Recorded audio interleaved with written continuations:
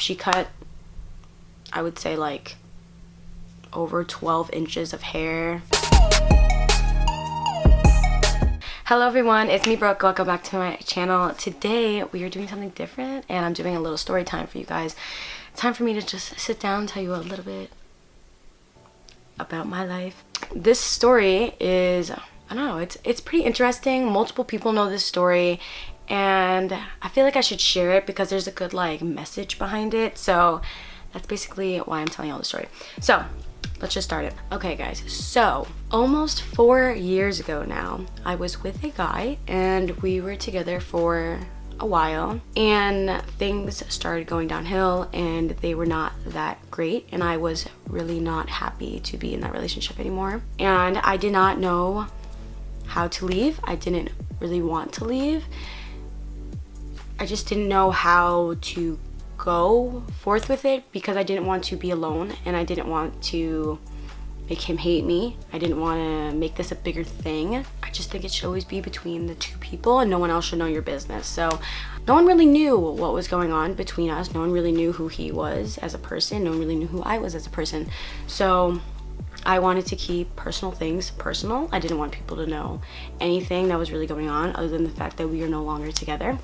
But he really made it difficult. And he really wanted people to hate me and he, how do I say this? He just kept the negativity going and was just really prolonging the breakup situation. Basically, the whole entire school, I was in high school at this time, the whole entire school knew about the situation. And I remember this one time that he had a presentation. We were in the same English class and he started out his presentation about me and everyone was laughing about it. He made jokes about me and I'm just like, how old are you? We were in high school at this time. I was just like, I don't get what this is going to do. You're just really prolonging the situation. I'm a very, very emotional person and I take everything to heart and I'm very just like, keep your mean comments to yourself, okay? Him prolonging the situation and trying to turn every single person in this whole entire school against me, making up lies about me, always just riding the train on the breakup train and just throwing shit at me throughout the whole, like, it was like months of doing this, okay? And it was very hard for me to take it because no one knew the kind of person he was and this kind of stuff that I went through and the kind of stuff he went through. I'm not denying that, but keep stuff to yourself and it should only be between the two people. And he wanted to always leave out his part of whatever and always talk bad about me. So it's very high school stuff, okay? And it was very hard for me to take and I just wanted a way to try to release everything and just move on from the situation. So I was with this kid for quite a long time, like I said, and at this time my hair was very, very long. It was honestly like to my butt, it was very, very long. And just like every girl when they go through a breakup, they either cut their hair off or dye it or do something to change their appearance because it just refreshes them and makes them feel like they're a new person. So I booked a hair appointment and I was going to walk in there cutting all my hair off. I didn't know how much I wanted to cut off, but I knew I wanted a refresh and a new start. So I want to put a little note in this. My hair is everything to me. It is like my identity. I feel like, at least at this time, my hair meant the world to me and I never cut my hair in my life at that point. I was always just like, oh, take like a little trim when I go to the hairdressers and it'd be like a centimeter and I'm like, oh my god, my hair is gone. I was one of those people. Now at this point, cut all my hair off. I don't care. After that moment, I just like realized like hair isn't everything. But anyways, I go in there and I'm gonna pop up pictures right here. And she cut so much of my hair off. She cut, I would say like over 12 inches of hair and I was crying. It was a lot for me to take because I wanted like a new start, you know?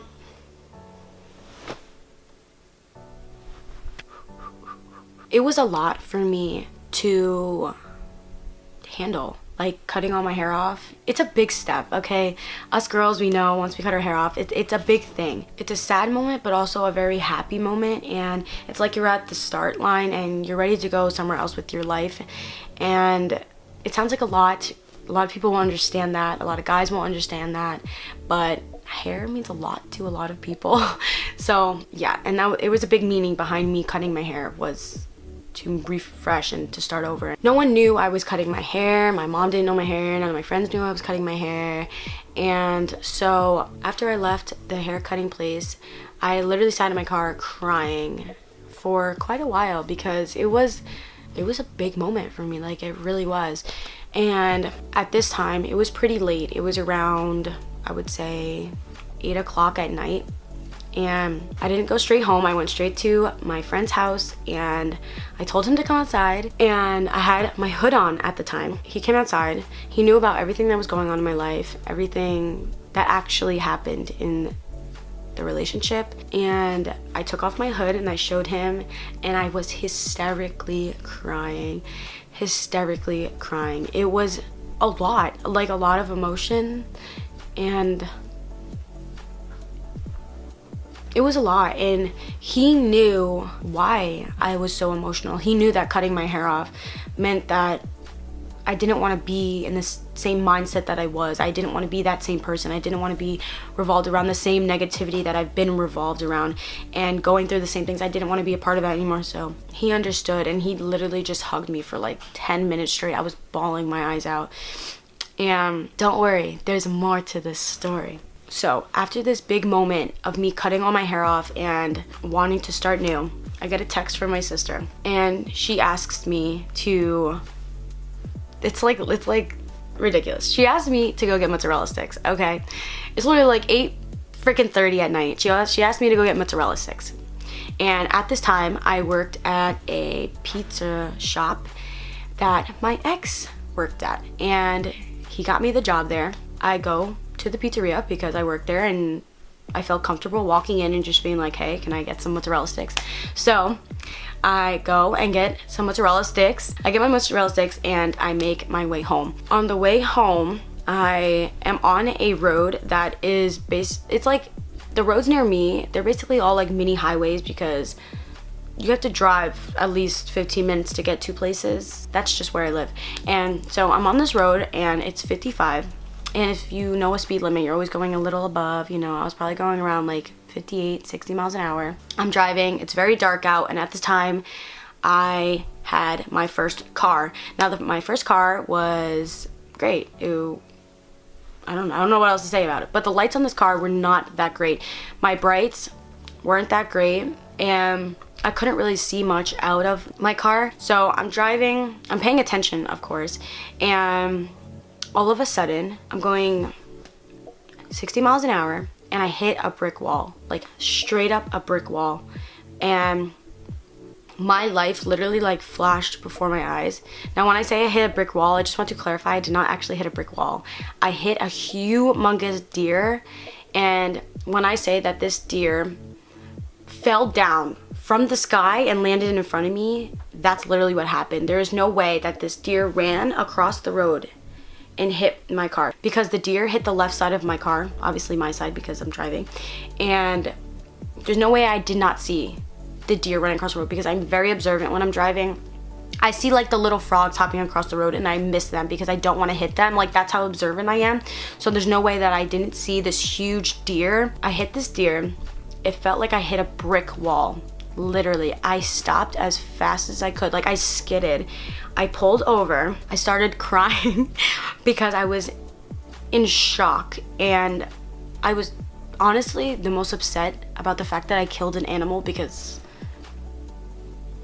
I love animals, okay? And then the second thought was, oh shit, my parents are gonna kill me, because I knew that my car was done, like done, okay? I get out of the car and I see the deer still like in the road, and I see my car. I'll pop up a picture, and I'm like, oh, I'm gonna get murdered. Yep, my dad is going to kill me. So I get out of my car to get the rest of the car pieces that I see that are mine in the road, and this truck pulls in front of me.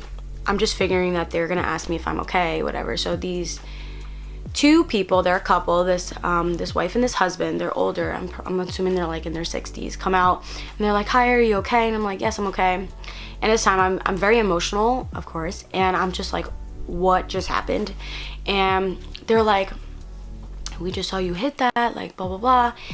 And somehow they were driving directly behind me, and these people were people that clean up dead animals that are on the side of the road. What is the chance that they were driving behind me? So these people are the cleanup people that if they see deer, raccoons, squirrels, blah blah, they're the ones that pick up the animals and they dispose of them. So I was just like, what is the chance that these people are driving behind me? I don't know. They get the deer, they put it in the truck, they leave. And it was like, what? Because it was so like, as soon as I crashed, they pulled over and they were like, they just picked up like the animal, put it and left. And it was just like, was that meant to happen? Like, it was so weird. Okay, so I drive home. My parents aren't mad, they're just happy that I'm safe or whatever. And my car ends up going to the shop, obviously, and it's totaled. They cannot fix it. The price to fix it is worth more than the damn car, so we just decided to total it and get rid of it.